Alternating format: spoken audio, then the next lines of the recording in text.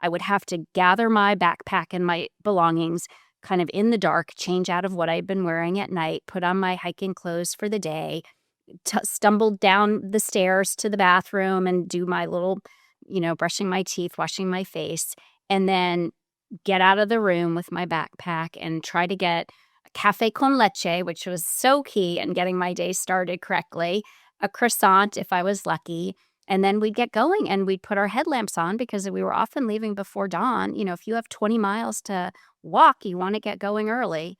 So we would get going. There would be other pilgrims. Hello. You're greeting every pilgrim, Buen Camino.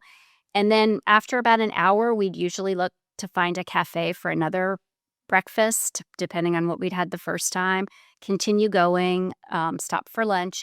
And all along the way, there would be other pilgrims. And sometimes you would know them and greet them and catch up and start talking. How long is this your first Camino?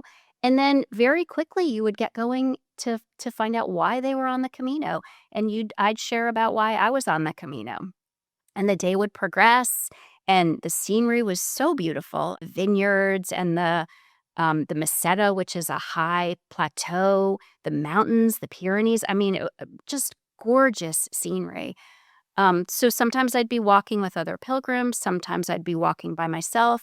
And then hopefully mid-afternoon, we'd be winding down and find ourselves in the next town where we would be staying. And we'd check into the hostel. And then we'd wash our clothes because I had only one set of clothes that I walked in every day. I got a little sick of that outfit. I can tell you that. I'd wash, there's an outdoor sink and a clothing line. So you'd wash your clothes, dry, take a shower, get in my night outfit, which was also my pajamas. I had a dress that I wore that I slept in.